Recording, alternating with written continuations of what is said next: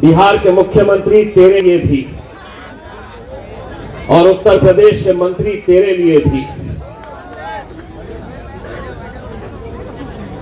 क्या है, कुछ लातों के भूत बातों से नहीं मानते। जिस भाषा में उनको समझ में आती है उसी भाषा में उन्हें जवाब देना पड़ता है। तो मेरा जवाब यह है कि अभी सियासत की मस्ती है,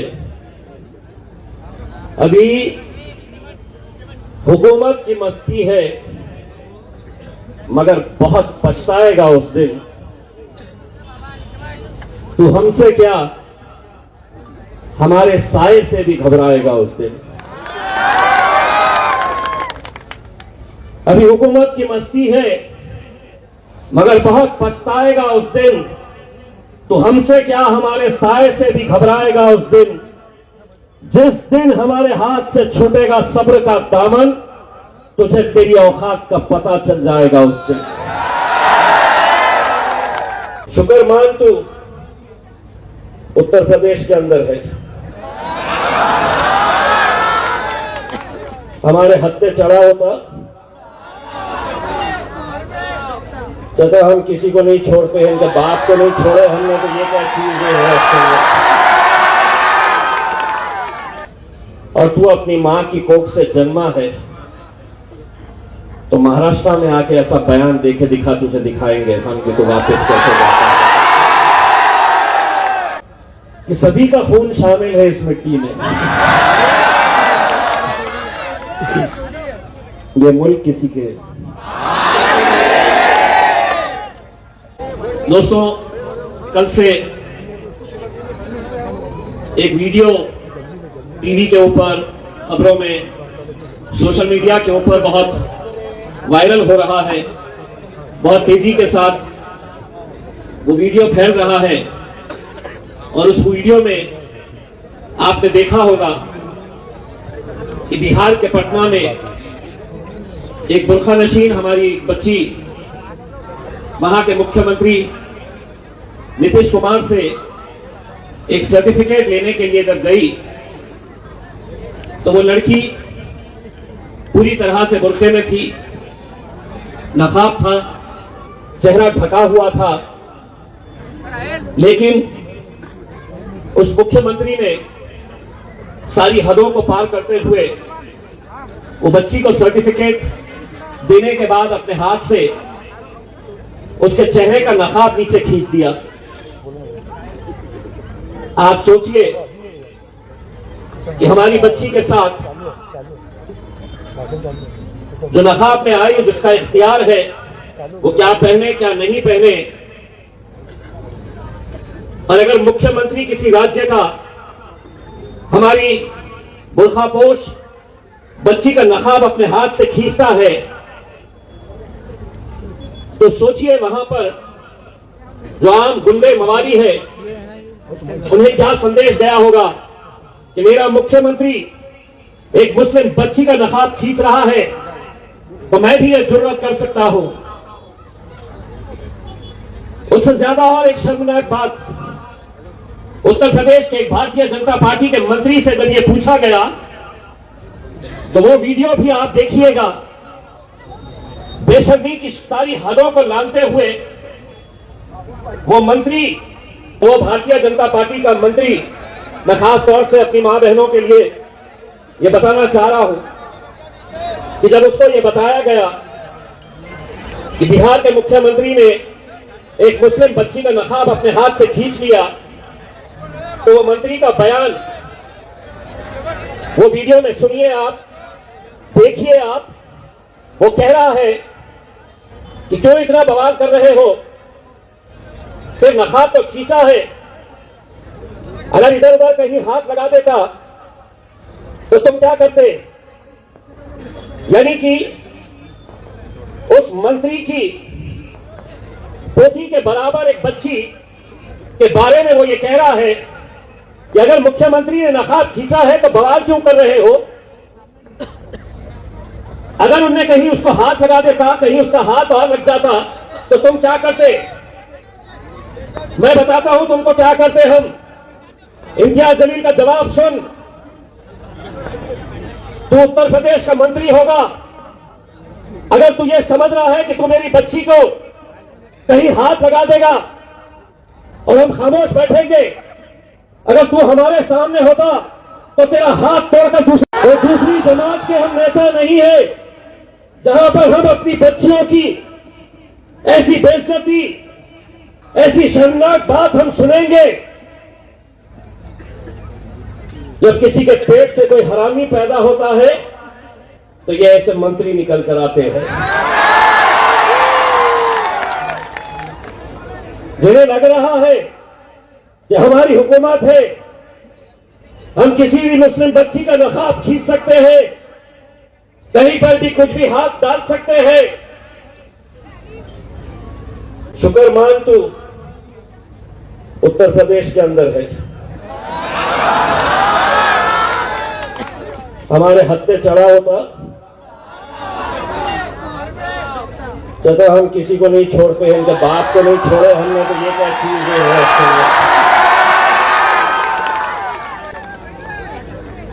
एक हद होती है मेरे भाई, लेकिन इस घटना ने एक बात तो हमें बता दिया है कि इस मुल्क के अंदर जिस दौर में हम रह रहे हैं वो कैसा दौर है।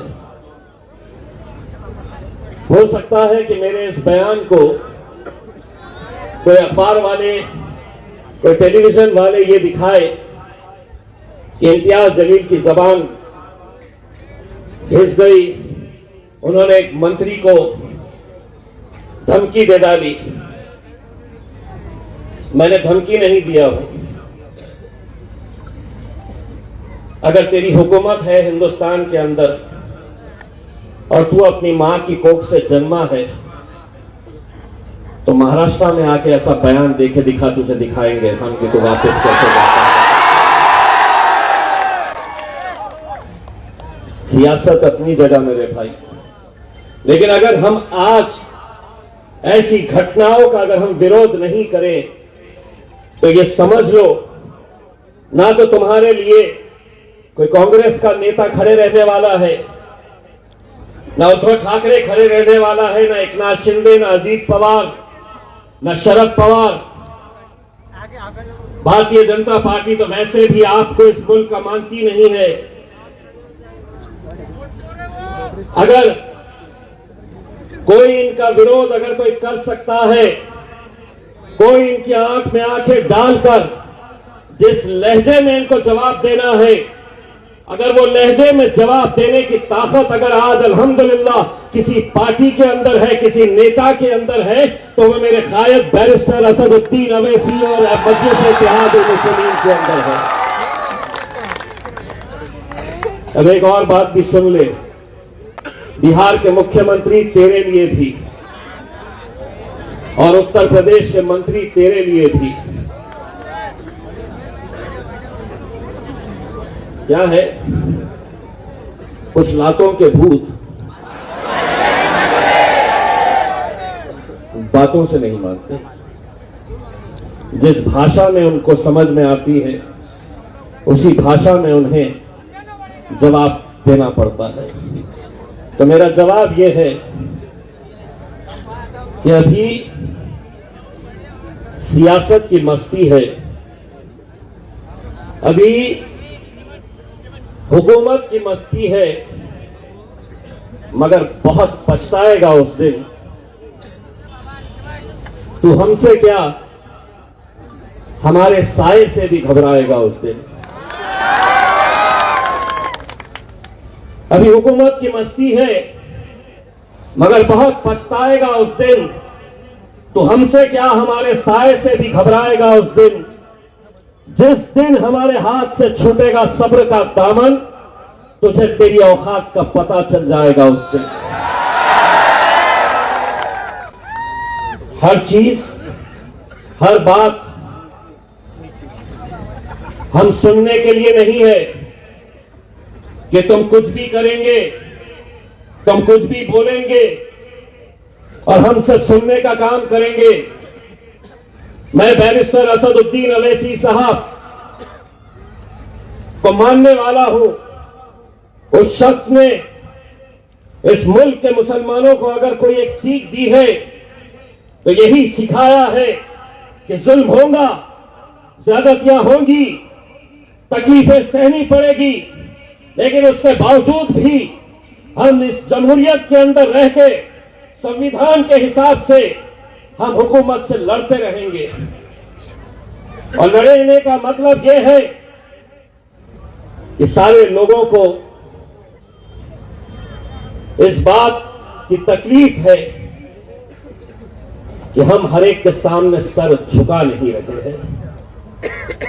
उन्हें तकलीफ इसी बात की हो रही है कि एक कांग्रेस का मुसलमान है वो खामोश रहता है, अजीत दादा के पीछे गुलामी करने वाले बहुत सारे मुस्लिम लीडर्स हैं वो खामोश रहते हैं, उद्धव ठाकरे को मानने वाले मुसलमान वो खामोश रहते हैं। लेकिन ये कैसा बोलते हैं, ये क्यों बोलते हैं? इसलिए बोलते हैं कि हमने इतने सालों तक तुमको सुना है, तुम बोलते थे और हम सुनते थे, लेकिन अब मेरे कायद बैरिस्टर असदुद्दीन अवैसी साहब ने हमको यह सिखाया है, अब हम बोलेंगे और तुम्हारे बाप को भी सुनना पड़ेगा, सुनना पड़ेगा। इसलिए सुनना पड़ेगा, वो छोटी सी बच्ची का जोश देखकर ये इसलिए सुनना पड़ेगा बेटी, इसलिए सुनना पड़ेगा कि सभी का खून शामिल है इस मिट्टी में। ये मुल्क किसी के, ये बार बार इन्हें याद दिलाना पड़ता है। क्यों याद दिलाना पड़ता है? इसीलिए कि क्या है, आदत पड़ गई है लातों के भूत। दोस्तों, अब तमाम लोगों ने देखा कि बिहार के मुख्यमंत्री नीतीश कुमार ने बिहार में क्या कुछ किया। एक महिला, एक लड़की जो हिजाब में थी, डॉक्टर थी, वो जॉब लेटर नीतीश कुमार के हाथों से ले रही थी, तभी नीतीश कुमार जी, मुख्यमंत्री जी, उनके हिजाब को हटा देते हैं। इस पर लगातार कंट्रोवर्सी हो रही है, देश भर में इसको लेकर के चर्चाएं जारी है। और अब हमने आपको सुनाया किस तरीके से इस पूरे मामले पर इम्तियाज जलील ने बयान दिया है।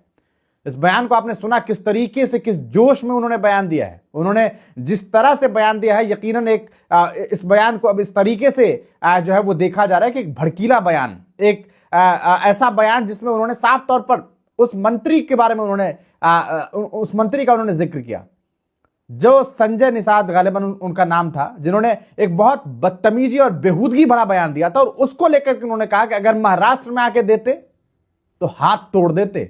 आप जो कह रहे हैं ना कि वो तो बस हिजाब हटा दिए, हाथ लगा देते तो क्या होता, हाथ लगा देते तो हाथ तोड़ देते, ये बात इम्तियाज जलील ने कही। इतना ही नहीं, बल्कि उन्होंने बिहार के मुख्यमंत्री नीतीश कुमार को चेतावनी दे दी। उन्होंने कहा कि सत्ता आज आपके पास है, सल्तनत को जाने दीजिए, फिर देखिए। तो पूरी तरीके से मजलिस इत्तेहादुल मुस्लिमीन के नेता इम्तियाज जलील ने इस पूरे मामले पर बहुत जबरदस्त बयान दिया और बहुत कहा सकता है कि कठोर बयान उन्होंने दिया है। और उन्होंने हाथ तोड़ देने तक की बात कर दी इस पूरे इस वीडियो में। महाराष्ट्र में आप जानते हैं चुनाव हो रहा है, लोकल चुनाव हो रहा है, और उस चुनाव के प्रचार प्रसार में वो लगे हुए हैं। और इस दरमियान उन्होंने बयान दिया। हालांकि असदुद्दीन ओवैसी का बयान अभी तक इस मामले पर नहीं आया है। अख्तरुल बिहार के प्रदेश अध्यक्ष ने बयान दिया है, लेकिन जिस तरह का बयान इम्तियाज जलील ने दिया है, इतना कठोर, इस तरह का बयान अभी तक किसी नेता ने नहीं दिया था। और इस बयान को एक भड़कीले बयान के तौर पर भी देखा जा रहा है। सोशल मीडिया पर लोग ये कह रहे हैं कि इस तरह का भड़काऊ भाषण नहीं देना चाहिए। कई लोग इस पक्ष में भी है। आप इस वीडियो को देखने के बाद क्या सोच रहे हैं? इम्तियाज जलील का जो लहजा था, जिस तरीके से उन्होंने कहा, इस पर हमेशा सवाल उठता रहा है। लोगों ने ये कहा कि इम्तियाज जलील के कहने और बोलने का अंदाज बहुत अच्छा नहीं है, लेकिन आप जानते हैं उनका तरीका, उनका अंदाज इस तरह का है और वो इस तरह से बोलते हैं। लेकिन कहीं ना कहीं बिहार के मुख्यमंत्री नीतीश कुमार ने, इसमें भी कोई शक नहीं है कि उन्होंने बिहार में महिलाओं के फरोग के लिए, बिहार में महिलाओं के सशक्तिकरण के लिए बहुत सारा काम किया। उन्होंने वीमेन रिजर्वेशन पे बहुत शानदार काम किया है, लेकिन जो उन्होंने किया वो गलत है, उसका कंडेम्न होना चाहिए। उसमें खामियां थी। मुख्यमंत्री जी को इस पर